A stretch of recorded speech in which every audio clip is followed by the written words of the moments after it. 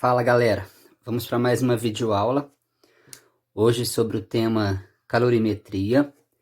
Esse assunto, esse tema é abordado no segundo ano do ensino médio, tá? É um assunto bastante importante também, já apareceu algumas vezes no Enem, tá? Então vamos ficar esperto e tentar aprender o máximo possível. Bora lá. Bom, se a gente fizesse o estudo morfológico da palavra, calorimetria, a gente está falando do quê? Do estudo do calor, mas na forma quantitativa. Então agora a gente vai aprender que o calor, a gente já sabe que o calor pode passar de um corpo para o outro, galera. Só que agora a gente vai ver essa quantidade, ou seja, qual a quantidade de calor que um corpo precisa receber para que a temperatura dele aumente, por exemplo, de 10 graus Celsius para 60 graus Celsius. Então, ou seja, a gente vai fazer um estudo agora quantitativo dessa quantidade de calor. Tem alguns fatores importantes que a gente tem que ser levado em consideração para a gente calcular essa quantidade de calor, galera. A gente tem que ver de que tipo de material que é feito o corpo, que vai receber esse calor. A massa dele pode interferir, tá? A variação de temperatura dele, quanto maior a variação de temperatura que você vai provocar no corpo, mais calor ele vai ter que receber, isso é lógico. Então a gente vai ver aqui, agora entrar mais em detalhes, nessas características que levam a gente calcular a quantidade de calor que um corpo precisa para poder variar a sua temperatura. Então vamos lá. Então, olha lá, a calorimetria é a área da física responsável pelo estudo das trocas de calor, da energia térmica em forma de calor, que ocorre entre dois ou mais corpos e suas vizinhanças. Por meio da calorimetria é possível saber qual é as temperaturas de equilíbrio de um sistema de corpos e qual é a quantidade de energia térmica necessária para que se observe as variações de temperatura ou mudanças de estado físico. Por que já colocou mudanças de estado físico aqui, galera? Porque no próximo slide, na próxima videoaula, eu vou falar sobre mudança de fase, tá? Então também é um assunto muito importante, tem a ver com esse calor aí. Bom, nós já sabemos que o calor é uma energia térmica em trânsito, que pode passar de um corpo para o outro, desde que haja diferença de temperatura entre os dois corpos, que depois que fica havendo essa troca de calor entre os corpos, eles vão ficar com a mesma temperatura no final, que a gente chama de equilíbrio térmico. Isso aí a gente já falou nas videoaulas passadas, viu, galera? Bom, aí aqui eu coloquei que a unidade do calor no sistema internacional, gente, é o joule. Então, toda vez que a gente falar de joule, a gente está falando da unidade de energia, a unidade de medida do calor. Aí você fala assim, mas joule, a gente estudou isso no primeiro ano, quando a gente calculou trabalho, quando a gente calculou energia cinética, quando a gente calculou energia potencial. Bom, se o calor é uma energia, galera, então nada mais correto de colocar a unidade do calor, em joule, tá? Só que não aparece só o joule, aparece uma outra unidade também que é usada para o calor, que é o cal. Só que o cal ele não é aceito pelo Sistema Internacional de Medidas, de Unidades. Então a gente usa mais o joule, que é o correto. Mas vai ter exercício que vai aparecer o cal. E o que é o cal? Significa caloria, tá? Que é uma quantidade de calor equivalente a uma energia térmica necessária para se elevar a temperatura de 1 grama de uma substância. Por exemplo, aqui no caso da água, tá?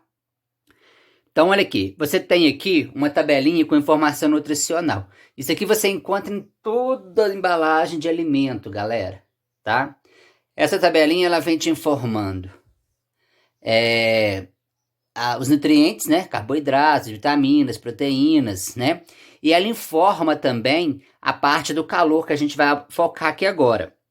Então, você tem lá, calorias. Então, essa tabela desse alimento aqui, essa tabelinha desse alimento, fala o seguinte, que se nessa embalagem de 270 gramas desse alimento, quando você come esse alimento, você está ingerindo 1.017 kcal de calorias, tá? Então, se for por 100 gramas, nós temos 335 kcal. Então, para cada uma certa quantidade de gramas desse alimento que você ingere, você está ingerindo uma quantidade de calor. Tá, e o que isso pode provocar futuramente para a gente? O que isso pode impactar? Se você não tiver metabolismo muito acelerado, se você não pratica esporte, não pratica atividade física, se você for muito sedentário, quanto mais você come, mais você vai engordar. Por quê? Porque o calor é esse. Quando você ingere esse alimento, você está ingerindo esse calor. E esse calor, ele tem que ser gasto, tá? Para você não acumular ele, não acumular gorduras, para não acumular, para você não engordar, traduzindo, né? Então você faz atividade física para quê? Para você liberar essa quantidade de calor que você ingeriu dos alimentos. Então, essa parte do calor é importante. A tabelinha nutricional que a gente encontra nas embalagens dos alimentos é muito importante. Aí uma outra coisa importante a gente tem que saber aqui, ó. Apareceu um quilocal. Aí você fala assim, mas você não falou para mim que a unidade é joule ou cal? Tá. Quilocal é uma unidade superior do cal.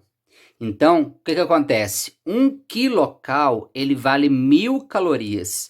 Então, quando você comeu essa embalagem, quando você comeu todo esse alimento aqui, ó, nessa embalagem aqui, você ingeriu 1017 quilocal, ou seja, 1.017.000 calorias, tá? É muita coisa, galera. Ele coloca em quilocal justamente porque quilocal fica uma unidade um pouquinho menor, que não coloca os zeros, né? Aí a pessoa acha que está comendo pouco, está ingerindo pouco calor, mas na verdade é muito calor, porque a unidade está em quilocal, então sempre é 1000 vezes a mais. Ok, galera? Bom, pode aparecer também uma conversão entre calorias e joules. Já que eu falei que a unidade padrão é o joule, mas pode aparecer o cal, então a gente tem que ter uma relação matemática onde a gente consiga converter o cal para joule. Então, ou seja, um cal corresponde a 4,2 joules. Vai ter exercício que vai mandar você fazer uma caloria valendo 4 joules.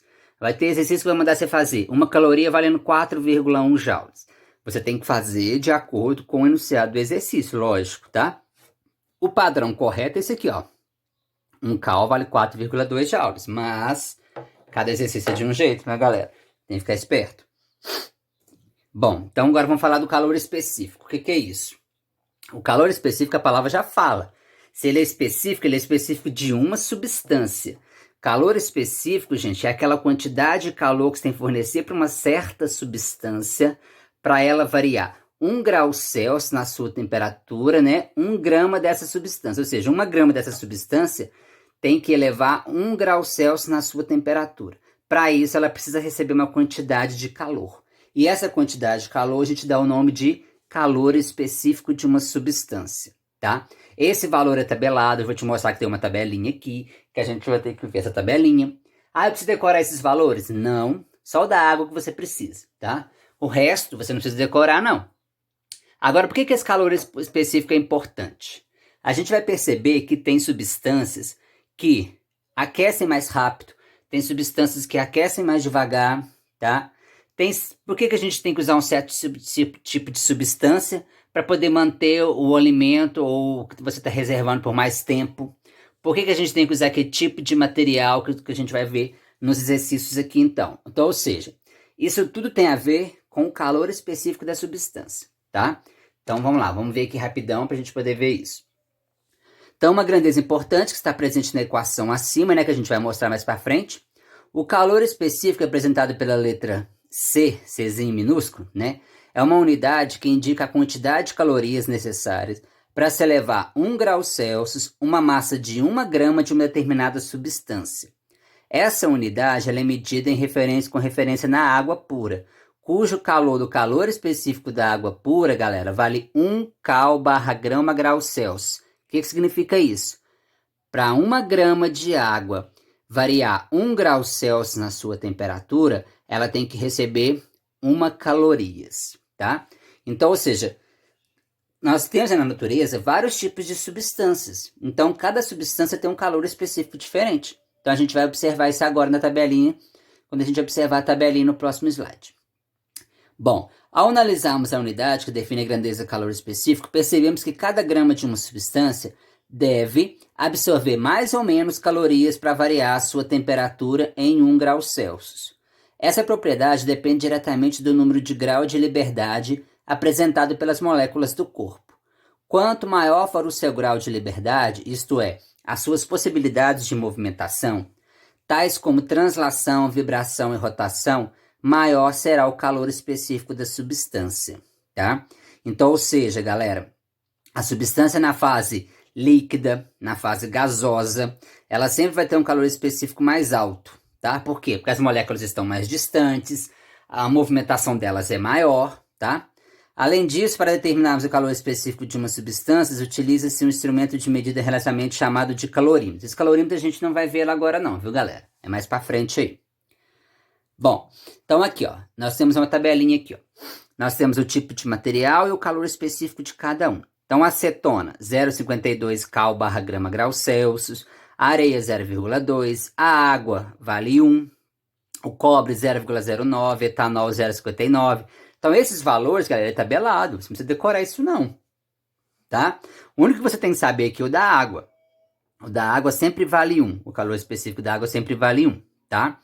Então, o que eu quero chamar a atenção de vocês aqui? Eu quero chamar a atenção de vocês aqui, por exemplo, se você estiver comparando o ferro com o alumínio. Olha, o ferro tem 0,11 calor específico, o alumínio 0,22.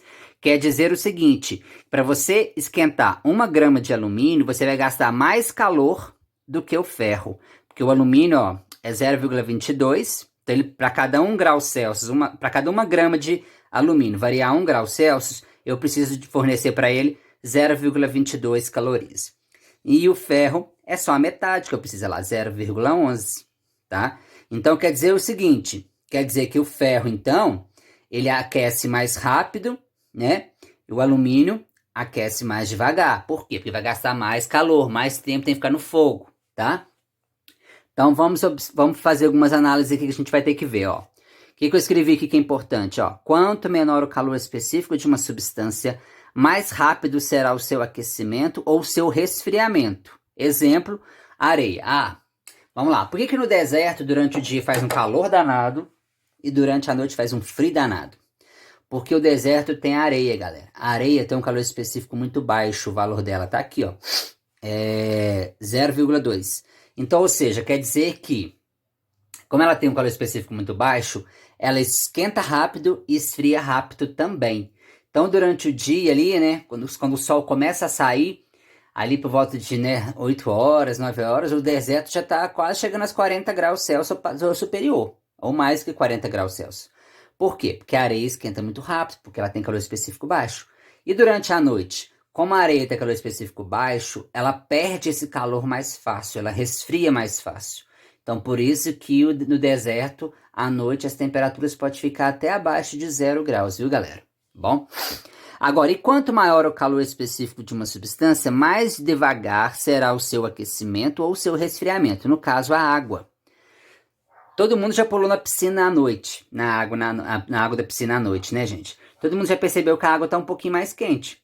Lógico, por quê? Porque a água, o calor específico dela é o mais alto que a gente encontra na natureza, dessas substâncias que a gente está vendo aqui, ó. Então, o que acontece? A água, então, demora para esfriar. Então, você pode pular na piscina 10 horas, 11 horas da noite, que a água ainda está quente porque ela não conseguiu perder esse calor ainda, tá? Em compensação, se você pular ali 10 horas, meio-dia, né, 11 horas da manhã, a água vai estar fria. Por quê? Porque mesmo recebendo os raios solares, ela ainda vai demorar para poder esquentar, porque o calor específico dela é muito alto. Então, você tem que guardar isso, galera. Calor específico baixo quer dizer que a substância aquece e resfria muito rápido. Calor específico alto quer dizer que a substância demora para poder esquentar ou demora para esfriar, tá? Então, essa tabelinha aqui mostra isso pra gente. Bom, agora vamos falar sobre o calor sensível, né? Calor sensível, a gente vai ter uma diferença de calor sensível e calor latente, que eu vou falar na próxima videoaula, tá? O calor sensível, galera, é aquela quantidade de calor que você fornece para a substância para ela poder variar a sua temperatura. Só que ela não pode sofrer alteração no estado físico, ou seja, ela não pode passar do estado sólido para o líquido, ou do líquido para o gasoso, ou do gasoso para o sólido, ou seja, não pode ocorrer mudança de estado físico. Porque se ocorrer mudança de estado físico, galera, aí já vai ser o calor latente, a gente vai estudar na próxima videoaula. Então, o calor sensível é aquela quantidade de calor que você fornece para a substância para ela poder variar a sua temperatura. Aí a gente já viu que ela depende de alguns fatores, né? Depende do calor específico, que a gente acabou de ver, né? Porque tem substâncias que precisam mais calor para poder esquentar. Tem substâncias que precisa de menos calor para poder esquentar. Então é o que a gente viu no calor específico. A massa. A massa também faz diferença. Por quê? Se você tem lá, por exemplo, 10 gramas de ferro e numa outra vasilha você tem 30 gramas de ferro, qual das duas vai precisar de receber mais calor para sofrer a mesma variação de temperatura? É lógico que a vasilha que tiver mais mais massa de ferro, né, gente? Então a massa influencia diretamente na quantidade de calor que a gente vai fornecer para a substância. E é lógico que a variação de temperatura também faz diferença. Por quê? Se você quer aquecer a substância, fazer ela variar muito de temperatura, você vai ter que fornecer muito calor para ela. Se você quer fazer ela variar menos de temperatura, você fornece menos calor para ela. Por isso que a equação é essa daqui, galera, ó. É o que macete, ó. Q igual a mc delta T. O Q é a quantidade de calor total que você fornece para a substância. O M é a massa. O Czinho é o calor específico. E o delta T é a variação de temperatura. Então tá aqui, ó. As unidades, né? O Q pode ser joule ou pode ser cal. Aí você vai falar assim, mas como que eu vou saber? Galera, quem manda nessa equação toda é o calor específico. Se ele tá com a unidade cal/grama graus Celsius, quando você calcular o Q, automaticamente a resposta sai o cal. Se você utilizar o calor específico aqui, ó, joule barra quilograma versus Kelvin, aí quando você calcula o Q, você vai achar a resposta do Q em joule. Então, quem manda na equação é o calor específico. Isso vale tanto para a massa também, viu, galera? Porque a massa você pode usar quilogramas ou gramas. Aí você vai falar, mas como que eu vou saber se eu vou usar quilograma ou grama? Você vai olhar o calor específico. Tá vendo que tem um Gzinho aqui de grama no calor específico? Então, você pode usar a massa em grama. Ah, eu usei o calor específico com o K de quilograma aqui, ó. Então, eu tenho que usar a massa em quilograma. Então, quem manda na equação é o calor específico. Você saber as medidas de cada grandeza ali. Viu, galera? Bom, aí você percebeu que é tudo diretamente proporcional, né? A massa é diretamente proporcional ao Q. O calor específico é diretamente proporcional ao Q. Diretamente, se você aumenta um, aumenta o outro, né, gente? A gente já viu isso.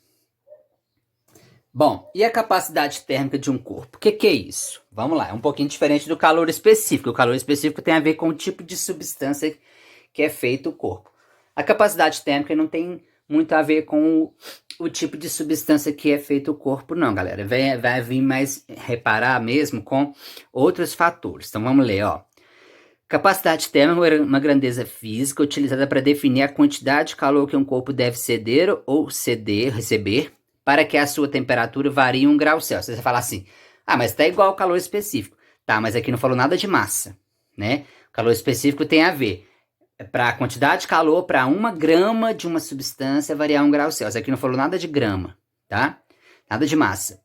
Então, diferentemente do calor específico, essa grandeza está relacionada com o corpo como um todo, e não somente com cada grama de sua composição. Então, por essa razão, dizemos que o calor específico é uma propriedade da substância, enquanto a capacidade térmica é a propriedade do corpo todo, galera. Então, agora não precisa ser levado em consideração o tipo de substância. Você vai analisar o corpo todo, tá? Então, não tem nada a ver que é por grama da substância. Então, as duas formas que podemos ser utilizadas, elas estão aqui, ó. Então, vamos lá. Como que a gente faz para calcular a capacidade térmica de um corpo, que é o C maiúsculo? Cuidado para não confundir com o C minúsculo. C maiúsculo, capacidade térmica. O que eu preciso saber para saber a quantidade térmica de um corpo? Você tem que saber a quantidade de calor que você forneceu para ele e dividir pela variação de temperatura que ele sofreu. Quando você dividir isso, você vai descobrir a capacidade térmica do corpo, tá? E a unidade é cal/grama, podendo aparecer também o J, né? Joule/quilograma. O que você entende por cal/grama? Quer dizer que é o seguinte, para cada 1 grama, você tem que fornecer uma certa quantidade de calor para esse corpo esquentar ou esfriar, tá? Aí você tem essa equação, né? C é igual a Q sobre delta T, ou tem uma outra. Se a gente jogar aqui no Q, MC delta T e cortar o delta T em cima e delta T embaixo, vai sobrar essa fórmula aqui, galera. Ó. Capacidade térmica é igual a massa vezes calor específico, vezes o Czinho. Então você tem duas equações para calcular a capacidade térmica, galera. Vai depender do exercício. Tem que ler o exercício para poder saber qual das duas você vai utilizar, tá? Bom, com isso, né, gente, a gente vai ter Aqui ele mostra qual corpo tem maior capacidade térmica. Aqui ele mostra para a gente que a mesma fonte térmica fornece a mesma quantidade de calor para as duas substâncias, só que no final de um certo intervalo de tempo, a temperatura do A ela ficou menor do que a temperatura do B. Então perceba-se então a capacidade térmica do corpo e não da substância. Por quê? O que vai acontecer? Os corpos da figura abaixo são feitos do mesmo material. Então, pela lógica, eles têm o mesmo calor específico. Mas a massa do corpo A é superior ao do corpo B. Ao receberem calor de uma mesma fonte térmica, percebemos que a variação de temperatura sofrida pelo corpo A será menor do que a temperatura sofrida pelo corpo B. Sendo assim, dizemos que o corpo B possui menor capacidade térmica, isto é, ele precisa de pouca energia para elevar a sua temperatura. Então, o B ele tem menor capacidade térmica, ele precisa de menos quantidade de calor para poder variar a mesma temperatura que o A, tá? Então se você viu que é inversamente proporcional, galera. Aqui, se você tem uma menor variação de temperatura, você tem maior capacidade térmica, tá? Se você tem uma maior variação de temperatura, você tem menor capacidade térmica, tá? Então, como o B teve uma maior variação de temperatura, o corpo B, por isso que ele teve uma capacidade térmica menor, tá? O B não sofreu menor variação de temperatura, então ele tem maior capacidade térmica. Tá? Quer dizer, desculpa, o B sofreu maior variação de temperatura, então ele vai ter menor capacidade térmica, tá? É só observar isso, galera.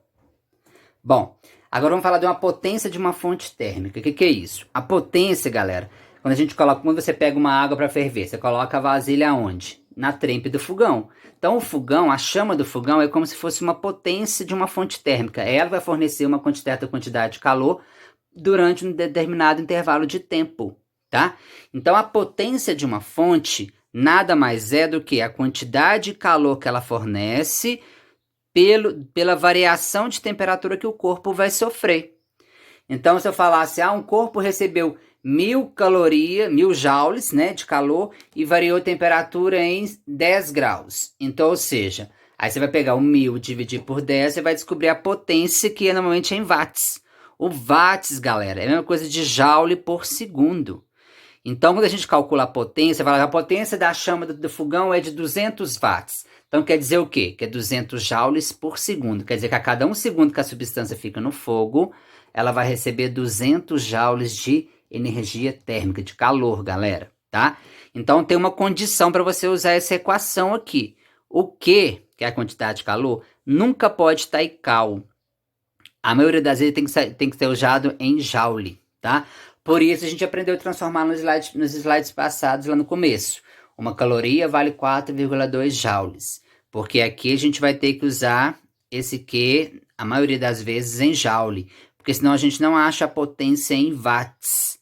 E o tempo aqui, né, gente? O tempo aqui vai ser segundos, né? Então aqui a potência é igual a quantidade de calor dividido... Cuidado, isso aqui não é temperatura, tá, gente? Esse ΔT é tempo. Então, a potência é a quantidade de calor que você fornece para uma substância durante um certo intervalo de tempo. Então, é Q sobre ΔT. E esse tempo, normalmente, tem que ser dado em segundos. Aí vai aparecer em minutos? Não pode, passa para segundos. Vai aparecer em horas? Passa para segundos, tá? Tem segredo nenhum, galera. Esse calorímetro não é agora, deve vir nos próximos PETs aí. Aí aqui a gente agora começa a resolver os exemplos, galera. Os exemplos, o que a gente tem aqui? Só um minutinho que eu acho que nós não vamos conseguir resolver todos os exemplos dessa vez. Então, o que eu vou fazer? Vou interromper essa videoaula e nós voltamos, né, na próxima videoaula, resolvendo esses exemplos sobre calorimetria. Galera, é muito importante acompanhar a resolução dos exemplos, porque só assim você consegue aplicar toda a teoria que eu expliquei dentro dos exemplos, tá? Então, eu ainda volto na próxima videoaula fazendo esses exemplos, tá, galera? Até a próxima, então, gente.